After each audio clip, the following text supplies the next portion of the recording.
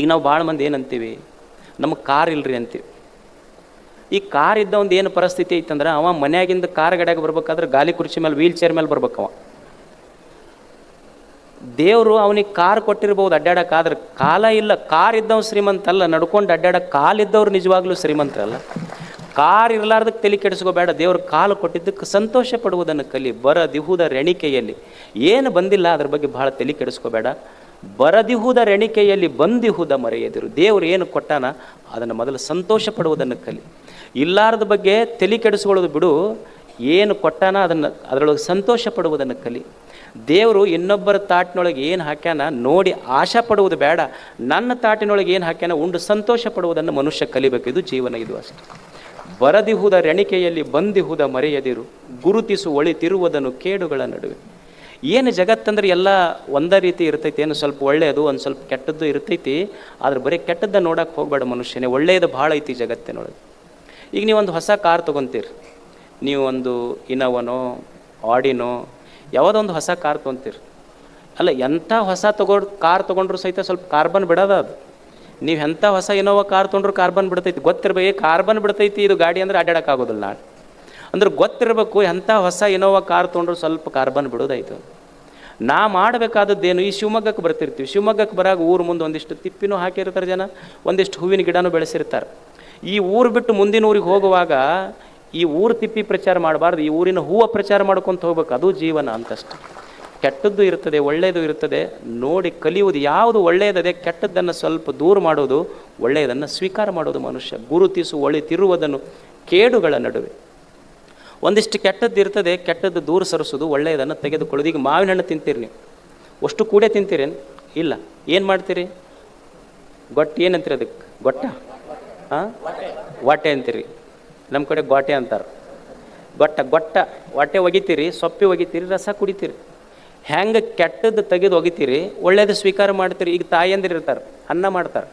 ಅನ್ನ ಮಾಡ್ಬೇಕಾದ್ರೆ ಏನು ಮಾಡ್ತಾರೆ, ಒಂದು ಸ್ವಲ್ಪ ಅಕ್ಕಿ ಗಿಕ್ಕಿ ಮರದೊಳಗೆ ತಾಟ್ನಾಗ ಹಾಕ್ಕೊಂಡು ಮೊದಲು ಹಳ್ಳ ಆರಿಸ್ತಾರೆ, ಹಿಂಗೆ ತೆಗೆದು ಒಗಿತಾರೆ. ಹಳ್ಳ ತೆಗಿತಾರೆ, ಚಲೋ ಅಕ್ಕಿ ಕುಕ್ಕರ್ನಾಗ ಹಾಕಿ ಅನ್ನ ಮಾಡ್ಕೊಂಡು ಉಣ್ತಾರೆ. ಹಂಗೆ ಜಗತ್ತು ಅನ್ನೋದು ನಮ್ಮ ತಟ್ಟೆಯೊಳಗೆ ಕೆಟ್ಟದ್ದು ಒಳ್ಳೇದು ಕೂಡೇ ಹಾಕೈತಿ. ಕೆಟ್ಟದ್ದನ್ನು ಹಳ್ಳ ತೆಗೆದು ಒಗಿಬೇಕು, ಚಲೋದನ್ನು ಅನ್ನ ಮಾಡ್ಕೊಂಡಂಗೆ ಉಣ್ಬೇಕು. ಅಷ್ಟೇ, ಇದು ಜೀವನ ಅಷ್ಟೇ. ಕಲಿಯೋದು ಒಳ್ಳೆಯದನ್ನು ಸ್ವೀಕಾರ ಮಾಡಬೇಕು. ಈಗ ಸಂಸಾರ ಐತಿ ನಿಮ್ದು. ಸಂಸಾರ ಯಾಕೆ ಕೆಟ್ಟವ, ಯಾಕೆ ಗಂಡ ಹೆಂಡತಿಯ ಮಧ್ಯೆ ಸದಾ ಜಗಳ ಬರ್ತಾವಂದ್ರೆ, ಅವ್ರು ಕೆಟ್ಟದ್ದು ಹೇಳ್ತಾರೆ, ಇವ್ರು ಕೆಟ್ಟದ್ದು ಹೇಳ್ತಾರೆ.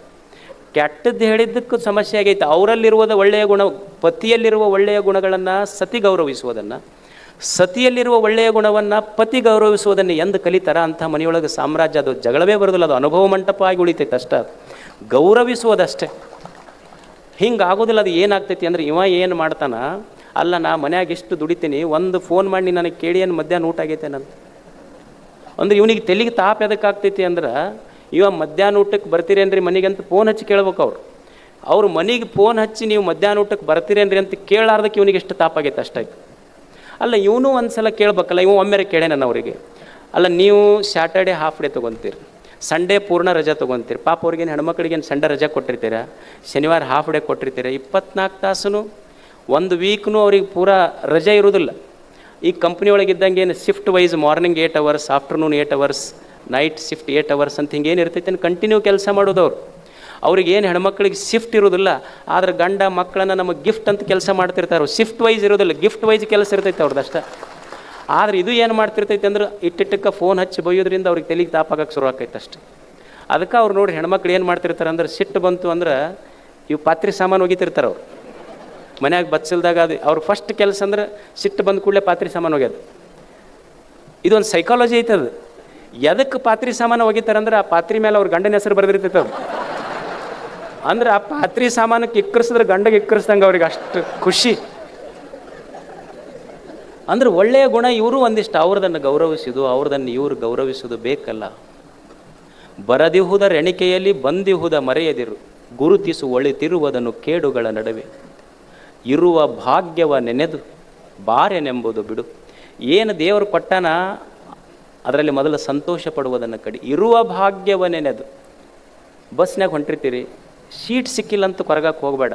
ಈಗ ನಿಮಗೆ ಬಸ್ ಸಿಕ್ಕರೆ ಸಾಕಾಗೈತಿ. ಈಗ ಸೀಟ್ ಸಿಗೋದು ದೂರ ಉಳಿತಾವೆ. ಯೋಜನೆ ಏನೈತಲ್ಲ ಈಗ, ಅದು ನಿಮಗೆ ಬಸ್ ಸಿಕ್ಕರೆ ದೊಡ್ಡದಿನ, ಸೀಟ್ ಸಿಗೋದಂತೂ ದೂರ ಉಳಿತು ಮಾತು. ಬಸ್ ಸಿಕ್ಕಿದ್ದಕ್ಕೆ ಸಂತೋಷ ಪಡೋದು, ಸೀಟ್ ಸಿಕ್ಕಿಲ್ಲ ಅಂತ ದುಃಖ ಪಡೋದು ಬೇಡ. ಇರುವ ಭಾಗ್ಯವ ನೆನೆದು ಬಾರೆನೆಂಬುದು ಬಿಡು. ಏನು ಬಂದಿಲ್ಲ ಅದ್ರ ಬಗ್ಗೆ ತಲೆ ಕೆಡಿಸ್ಕೋಬೇಡ. ಹರುಷಕ್ಕಿದು ದಾರಿ ಮಂಕುತಿಮ್ಮ. ಇದನ್ನು ಸ್ವಲ್ಪ ಪಾಲನೆ ಮಾಡ್ಕೊಂಡು ಬಂದು ಅಂದರೆ ಇದಕ್ಕಿಂತ ಏನು ದೊಡ್ಡ ಸಂತೋಷ ಐತೆ ಜೀವನದೊಳಗೆ. ಗುರುತಿಸು ಒಳಿತಿರುವುದನ್ನು ಕೇಡುಗಳ ನಡುವೆ. ಒಂದು ಸ್ವಲ್ಪ ಹೆಚ್ಚ ಕಡಿಮೆ ಸಂಸಾರ ಪ್ರಪಂಚ ಅಂದ ಮೇಲೆ ಇರ್ತೈತಿ. ಒಳ್ಳೆಯದನ್ನು ಗುರುತಿಸುವುದನ್ನು ಕಲಿಬೇಕು ಮನುಷ್ಯ. ಒಂದು ಕೋಗಿಲೆ, ಒಂದು ಕಾಗೆ ಕುಂತಿತ್ತು. ಕಾಗೆ, ಒಂದು ಗಿಡ ಇತ್ತು, ಆ ಗಿಡದ ಮೇಲೆ ಒಂದು ಕಾಗೆ ಕುಂತಿತ್ತು. ಆ ಕಾಗೆಗೆ ಗಿಡ ಕೇಳ್ತದೆ, ಅಲ್ಲ ದೇವರು ಕೋಗಿಲೆಗೆ ಎಷ್ಟು ಚಲೋ ಕಂಠ ಕೊಟ್ಟಾನ, ನವಿಲಿಗೆ ಎಷ್ಟು ಚಲೋ ಬಣ್ಣ ಕೊಟ್ಟಾನ. ದೇವರು ನಿನಗೆ ಕೋಗಿಲೆ ಅಂತ ಕಂಠ ಕೊಡಲಿಲ್ಲ, ನವಿಲಿನಂಥ ಬಣ್ಣನೂ ಕೊಡಲಿಲ್ಲ. ನಿಂದೇನೈತಿ ಜೀವನದೊಳಗೆ? ಏನು ಧ್ವನಿಯರೇ ಸರಿಗಿಲ್ಲ, ಬಣ್ಣರೇ ಸರಿಗಿಲ್ಲ. ಅವಾಗ ಕಾಗೆ ಹೇಳ್ತು, ಅಲ್ಲ I don't have any problem, ನಿನಗ್ಯಾಕೆ ಸಮಸ್ಯೆ? ನನಗೆ ಸಮಸ್ಯೆ ಇಲ್ಲ ಅಂದಮೇಲೆ ನಿನಗ್ಯಾಕೆ ಸಮಸ್ಯೆ? ನಮ್ಮದೇನು ಅಂದ್ರೆ ಯಾರು ಸಮಸ್ಯೆ ಇರಲಿಲ್ಲ ಅಂದರೆ ಸಮಸ್ಯೆ ಮಾಡಿಡೋರು ನಾವೆಲ್ಲ. ಅದು ಕಾಗೆಂತೂ ಇದು ನಾನು ಚಿಂತೆ ಮಾಡ್ಬೇಕು, ನೀ ಯಾಕ ಅಂತ. ಅಲ್ಲಲ್ಲ, ನಿಂದು ನೋಡಿ ನನಗೆ ಸ್ವಲ್ಪ ಕನಿಕರ ಬರಕತ್ತೈತಿ. ಅಲ್ಲಿ ದೇವರು ನಿನಗೆ ನವಿಲಿನಂಥ ಬಣ್ಣ ಕೊಡಲಿಲ್ಲ, ಕೋಗಿಲೆ ಅಂತ ಕಂಠ ಕೊಡಲಿಲ್ಲ, ಅದಕ್ಕೆ ಏನೂ ಇಲ್ಲಲ್ಲ ನಿನ್ನ ಬಲ್ಲಿ, ನಿನ್ನ ಹತ್ರ ಏನೂ ಇಲ್ಲಲ್ಲ. ಅದು ಕಾಗೆಂತೂ ದೇವ್ರು ನನಗೆ ನವಿಲಿನ ಬಣ್ಣ ಕೊಟ್ಟಿಲ್ಲ, ಕೋಗಿಲೆಯ ಕಂಠ ಕೊಟ್ಟಿಲ್ಲ, ಆದರೂ ನಾ ಭಾರಿ ಮಸ್ತ್ ಅದೀನಿ ಅಂತದು. ಅದು ಗಿಡ ಕೇಳ್ತ, ಅಲ್ಲ ಏನೂ ಇರದೇ ಇದ್ದರೂ ನೀ ಹೆಂಗೆ ಮಸ್ತ್ ಅದಿ ಅಂತ. ಅವಾಗ ಕಾಗೆ ಹೇಳಿತ್ತು, ನಾ ಯಾಕೆ ಸಂತೋಷ ಮಸ್ತ್ ಮಜಾದಾಗದೀನಿ ಅಂದ್ರೆ ನನಗೆ ಚಲೋ ಬಣ್ಣ ಕೊಟ್ಟಿಲ್ಲ ಅಂತ ತಲೆ ಕೆಡಿಸ್ಕೊಂಡಿಲ್ಲ, ನನಗೆ ಚಲೋ ಕಂಠ ಕೊಟ್ಟಿಲ್ಲ ಅಂತ ತಲೆ ಕೆಡಿಸ್ಕೊಂಡಿಲ್ಲ.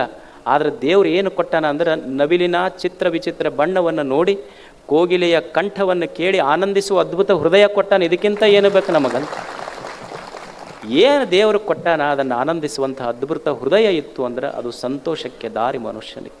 ಅದಕ್ಕೆ ಮೊದಲು ಕಲಿಯುವುದು ಸಂತೋಷಕ್ಕೆ ದಾರಿ. ಏನಿಲ್ಲ, ಏನು ಕರ್ರಗಿರಬಾರ್ದಂತೈತೇನೆ ಮನುಷ್ಯ. ಕಪ್ಪಿದ್ರಿ ಏನು ತೊಂದರೆ ಐತಿ? ಈಗ ನೀವು ನೋಡಿ, ತಾಯಂದಿರದಿರಿ, ನೀವು ಎಷ್ಟು ತೊಲಿದರ ಬಂಗಾರ ಹಾಕಿಸ್ಕೋರಿ ನೀವು ತಾಳಿ, ಆದರೆ ಹಿರಿಯರು ಏನಂತಾರೆ, ಒಂದರ ಕರೆಮಣಿ ಇದ್ರೆ ಅದು ಬಂಗಾರಕ್ಕೆ ಭೂಷಣ, ಇರದೇ ಇದ್ರೆ ಅದಕ್ಕೆ ಭೂಷಣನೇ ಇಲ್ಲ ಅಂತ. ಅದಕ್ಕೆ ಮನುಷ್ಯ ಕಲಿಯುವುದೇನೆಂದ್ರೆ ಒಳ್ಳೆಯದನ್ನು ಗುರುತಿಸುವುದು. ಏನು ದೇವರು ಏನು ಕೊಟ್ಟಾನ ಅದರಲ್ಲಿ ಸಂತೋಷ ಪಡೋದು. ಬಹಳ ಕೆಟ್ಟದ್ರ ಬಗ್ಗೆ ತಲೆ ಕೆಡಿಸ್ಕೊಳ್ಳೋದಿಲ್ಲ. ಏನು ದೇವರು ಕೊಟ್ಟಾನ ಅದರಲ್ಲಿ ದಿವಸ ಸಂತೋಷ ಪಡಬೇಕಷ್ಟೆ. ಒಂದು ದಿವಸ ಏನು ಕೊಟ್ಟಾನ ಇದನ್ನು ಸಂತೋಷವಾಗಿ ಮನುಷ್ಯ ಕಳೆಯುವ ಗುಣ ಕಲಿಯುವುದು. ದೇವರು ಇಷ್ಟು ಅದ್ಭುತವಾದ ಜೀವನ ಕೊಟ್ಟಾನ, ಯಾಕೆ ಪ್ರತಿನಿತ್ಯ ದುಃಖ ಪಡಬೇಕು ಹೇಳಿ ಮನುಷ್ಯನಿಗೆ? ಒಂದು ಪಕ್ಷಿ, ಅದಕ್ಕೇನೂ ಇಲ್ಲ, ಯಾವ ಸೆಕ್ಯೂರಿಟೀಸ್ನೂ ಇಲ್ಲ, ಮನಿ ಇಲ್ಲ, ಹೊಲ ಇಲ್ಲ, ಬ್ಯಾಂಕ್ ಬ್ಯಾಲೆನ್ಸ್ ಇಲ್ಲ, FD ಇಲ್ಲ. ಎಷ್ಟು ಪಕ್ಷಿ ಆಕಾಶದಲ್ಲಿ ಹಾಡ್ತಾ ಹಾಡ್ತಾ ಹಾರ್ತದೆ. ಇಷ್ಟೆಲ್ಲ ಇದ್ದು ಮನುಷ್ಯ ಯಾಕೆ ಅಳಬೇಕು ಜೀವನದಲ್ಲಿ? ದೇವರು ಎಲ್ಲವನ್ನು ಕೊಟ್ಟಿದ್ದಾನೆ. ದೇವರು ಏನು ಕೊಟ್ಟಾನ ಅವ ಕೊಟ್ಟಿದ್ದಕ್ಕಾಗಿ ಗುಡಿಗೆ ಹೋಗ್ತೀವಿಲ್ಲ ನಾವು. ಗುಡಿಗೆ ಎದಕ್ಕೆ ಹೋಗಬೇಕು ನಾವು? ಗುಡಿಗೆ ಎದಕ್ಕೆ ಹೋಗ್ತೀವಿ ಅಂದ್ರೆ ಒಂದು ಲಿಸ್ಟ್ ಹಿಡ್ಕೊಂಡು ಹೋಗ್ತೀವಿ ಅಷ್ಟೇ. ನಮ್ಮದು ಗುಡಿ ವಿಸಿಟ್ ಐತಿ ಅಂದ್ರೆ ಲಿಸ್ಟ್ ಐತೆ ಅಂತ ಅರ್ಥ ಅಷ್ಟೆ. ಗುಡಿ ವಿಸಿಟ್ ಐತಿ ಅಂದ್ರೆ ಲಿಸ್ಟ್ ಐತೆ ಅಂತ. ಅದು ಒಂದು ನಾಗಪ್ಪನ ಗುಡಿ ಇತ್ತು. ಆ ನಾಗಪ್ಪನ ಗುಡಿ ಮಗ್ಲು ಒಂದು ಮಾರುತಿ ಗುಡಿ. ಅವ ನಾಗಪ್ಪ ಕೇಳಿದಂತ, ಅಲ್ಲ ಈ ಜನ ನಾ ಇಲ್ಲೇ ಮಗ್ಲದೀನಿ, ಯಾವಾಗಾರ ನಾಗರ ಪಂಚಮಿಗೆ ಅಷ್ಟ ಬಂದು ಹಾಲು ಹಾಕ್ತಾರೆ ನನಗೆ, ನಿನಗೆ ಎಷ್ಟು ನಡ್ಕೊತಾರಲ್ಲ ಇವರು. ಅವ ಮಾರುತಿ ಅಂದ, ಇವ್ರೇನು ನಮ್ಮ ಸಲುವಾಗಿ ಬಂದವರಲ್ಲ, ಕೈಯಾಗ ಲಿಸ್ಟ್ ಹಿಡ್ಕೊಂಬಂದವ್ರು, ತಮ್ಮ ಸಲುವಾಗಿ ಬಂದಾರ ಇವ್ರು. ಅವಾಗ ಅವ ನಾಗಪ್ಪ ಅಂದ, ಹೌದು ನಿನ್ನ ಕಡೆ ಬಂದಾರ ಲಿಸ್ಟ್ ತೊಗೊಂಡು ಅಂತಿರ್ತಾರಲ್ಲ, ಏನು ಬರ್ದಾರ ಲಿಸ್ಟ್ನಾಗರ? ಅವು ಏನು ಅದ ರಗಳಿ ಬರ್ಕೊಂಡು ಬಂದಿರ್ತಾವೆ, ಅದಕ್ಕೆ ಅವ್ರ ಕಡೆ ನೋಡೋಕೆ ಹೋಗೋದಿಲ್ಲ, ನಾ ಈ ಕಡೆ ಮುಖ ಮಾಡ್ಕೊಂಡು ನಿಂತಿರ್ತೀನಿ ಅಂತ. ಯಾವ ಮಾರ್ತೀರ ನಿಮ್ಮ ಕಡೆ ಹೋದಾಗ ಮುಖ ಮಾಡ್ಯಾನ ನಾವು? ನೀವು ಹೋದಾಗ ಈ ಕಡೆ ಮುಖ ಅಂದ್ರೆ ಇವ್ರು ರಗಳಿ ತೊಗೊಂಬಂದಿರ್ತಾರಂತ ಅವನಿಗೆ ಗೊತ್ತಷ್ಟು. ಅದಕ್ಕೊಂದು ಗುಡಿಗೆ ಹೋಗೋದು ಏನಾರ ಕೇಳಕ್ಕಲ್ಲ.